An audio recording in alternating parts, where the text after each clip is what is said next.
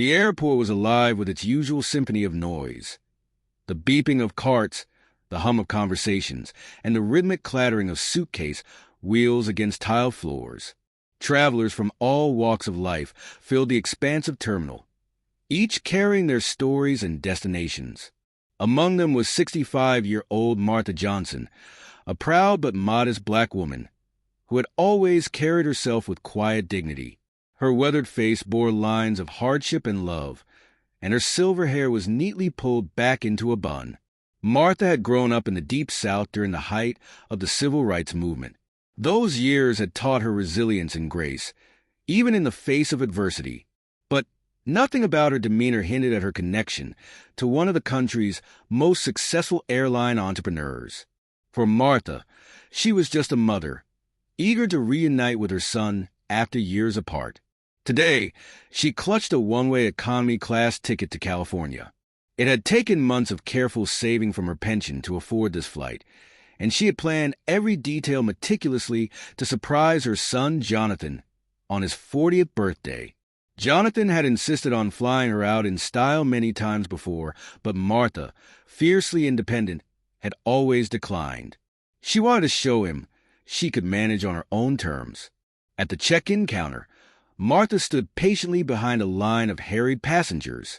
Her well-worn floral dress and simple leather handbag contrasted sharply with the polished travelers around her, dressed in designer clothing and carrying luxury luggage. When it was her turn, she approached the counter with a warm smile, handing her ticket to a young airline attendant. The attendant, a woman in her mid-20s with a name tag that read Kara, barely glanced at her. "Name?" she asked briskly, her tone indifferent. "Martha Johnson," she replied, her voice soft but clear. Kara tapped at her keyboard. "Economy class." "Okay. Boarding is through gate 14. Have a good day." Martha hesitated. "Thank you, dear. Could you tell me if there are any delays?" Kara let out a barely concealed sigh of impatience. "Ma'am, you'll be notified if there's a delay. Now, if you'll excuse me, I have other passengers to assist." Martha nodded, swallowing the sting of the curt response. She quietly made her way toward the waiting area, clutching her handbag tighter as she passed the other passengers. Some gave her a cursory glance, while others ignored her altogether. It wasn't the first time she'd felt invisible, but today it weighed heavier than usual. As boarding announcements echoed through the terminal, Martha joined the queue at gate 14. She fished out her boarding pass, her heart fluttering with anticipation. She could already imagine Jonathan's surprise when she showed up at his office unannounced. "Excuse me, ma'am," a stern voice interrupted her thoughts. Martha looked up to see a tall gate agent with a no-nonsense expression. "May I see your boarding pass again?" "Of course," Martha said, handing it over with a smile. The agent scrutinized it before narrowing his eyes. "I'm sorry, but I'm going to need you to step aside." Martha blinked in confusion. "Step aside? Why? Is something wrong?" "We received reports about certain passengers possibly causing disruptions," he replied vaguely. "It's just a precaution." "I'm not causing any disruption," Martha said, her voice trembling slightly. "I just want to board my flight." "Ma'am, please cooperate," the agent insisted, his tone leaving no room for argument. Humiliation coursed through Martha as she stepped out of the line. The other passengers shuffled past her, some casting curious glances, others avoiding eye contact altogether. She stood to the side, her boarding pass still clutched in her hand, while the agent radioed for further instructions. Minutes turned into an eternity as Martha waited, her cheeks burning with embarrassment. She thought about her son and the pride she'd felt in being able to visit him on her own terms. Now, that pride felt like a distant memory. Unbeknownst to Martha, a young woman nearby had been observing the scene unfold. Disgusted by the blatant mistreatment, she discreetly began recording the incident on her phone. "This isn't right," she whispered to her friend. "That woman hasn't done anything wrong." The video would soon become a catalyst for change. But for now, Martha remained alone, a silent figure against the backdrop of injustice. High above the bustling terminal, in the sleek corporate office of Silver Wings Airlines, Jonathan Johnson was in the middle of a meeting with his executive team. Dressed in a tailored navy suit, Jonathan exuded the confidence and charisma of a man who had built an empire from scratch.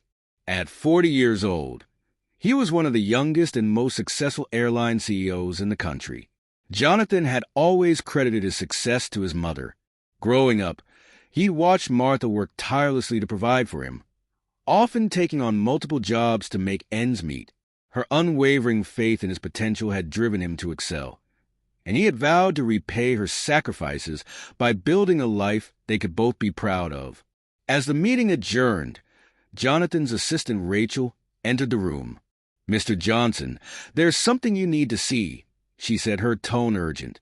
Rachel handed him her phone, which displayed a video that was rapidly gaining traction on social media. Jonathan's brow furrowed as he watched the footage of an elderly black woman being denied boarding at one of his gates. Her face was partially obscured, but there was no mistaking the familiar curve of her shoulders or the gentle way she held herself. "Where is this happening?" Jonathan demanded, his voice tight. "At gate 14, Rachel replied. "Sir, I think that's—" "It's my mother," Jonathan interrupted, already on his feet. Rage and disbelief churned at his chest as he made his way to the terminal. How could this happen at his airline, a company he had painstakingly built on principles of respect and inclusivity? He had personally overseen training programs to ensure every passenger was treated with dignity, regardless of their background. Yet here was his own mother, subjected to the very behavior he had fought to eradicate. At gate 14, the scene was chaotic. The flight was moments from departure, and Martha still stood to the side, her boarding pass now crumpled in her hand. The gate agent who had stopped her looked visibly uncomfortable, but hadn't taken any steps to resolve the situation. Jonathan's arrival was like a thunderclap. His commanding presence immediately drew attention as he strode toward the gate. "What is going on here?" he demanded, his voice cutting through the noise. The gate agent turned, startled.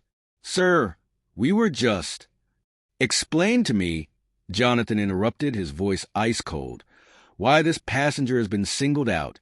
"Sir, we had some concerns." "Concerns about what?" Jonathan pressed, his tone sharp enough to make the agent flinch. Before the agent could stammer out an excuse, Jonathan turned to Martha. "Mom," he said softly, his expression melting into one of concern. "Are you okay?"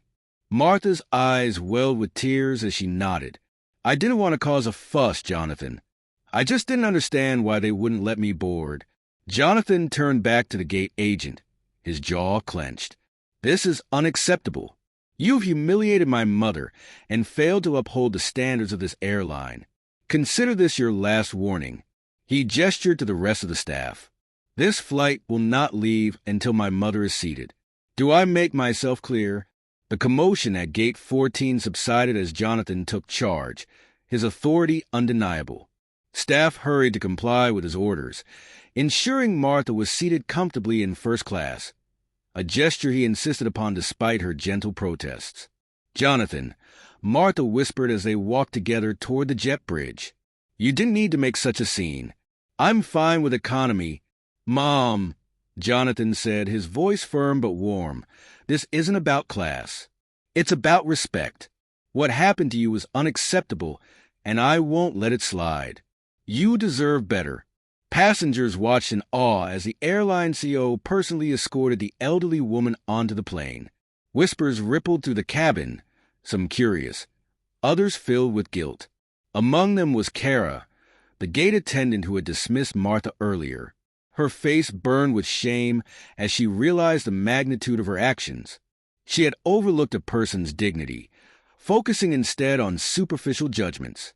Seated in the spacious first-class cabin, Martha leaned back, still processing the whirlwind of emotions. She had raised Jonathan to stand up for what was right, but seeing him act with such conviction filled her with a rare blend of pride and humility. The flight took off smoothly, and the hum of the engines created a soothing backdrop. A flight attendant approached Martha with a warm smile, offering her a drink and a meal. "Mrs. Johnson, is there anything else we can do to make you more comfortable?" Martha smiled back, her demeanor gracious. "No, thank you, dear. This is more than enough." Jonathan, seated beside her, placed a hand on hers. "I'm sorry you had to go through that, Mom."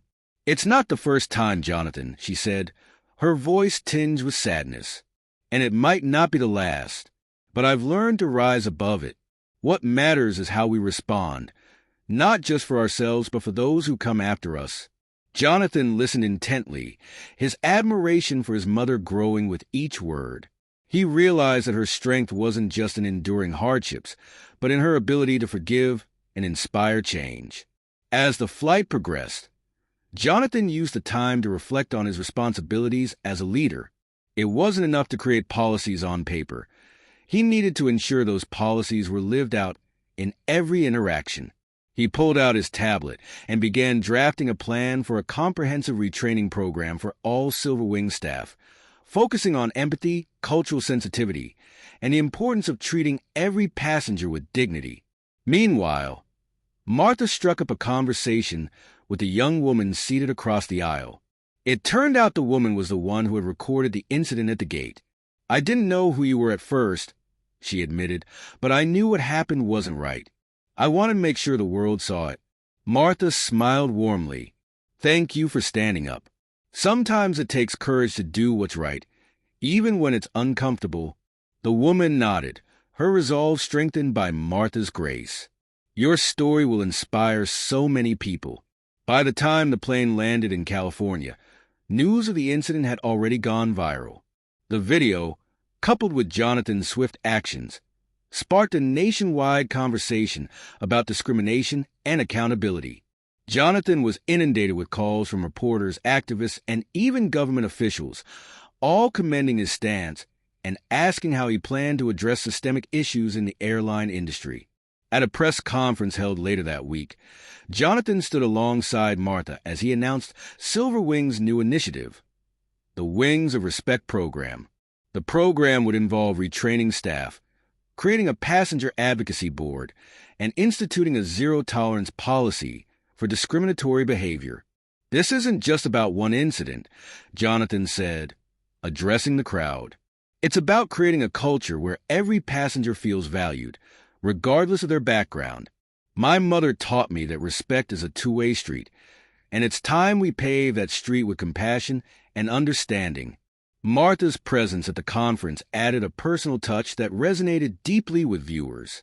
She spoke briefly, her words carrying the weight of lived experience. "We all have the power to change the world, one act of kindness at a time. Let's use that power wisely." In the weeks that followed, the airline saw a surge in support from passengers and advocacy groups. Employees who had once overlooked the importance of their roles now approached their work with renewed purpose. Kara, the gate attendant, was among those profoundly impacted. She reached out to Martha personally, apologizing for her actions. "I'm so sorry for how I treated you," Kara said during a meeting arranged by the airline. "I didn't see you for who you are, and that's my failure." Martha, ever gracious, took Kara's hands in hers. "We all make mistakes, dear. What matters is what we learn from them." The encounter left Kara determined to do better, not just at work, but in all aspects of her life.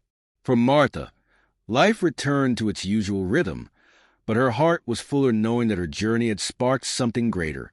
And for Jonathan, the experience served as a reminder that true leadership wasn't about titles or accolades.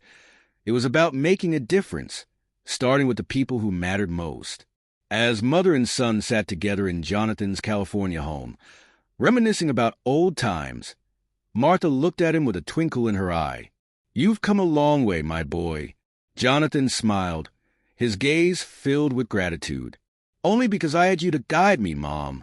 The legacy of their story would continue to ripple outward, touching lives and inspiring change, proving that even in the face of injustice, compassion and courage could soar higher than any plane. The end.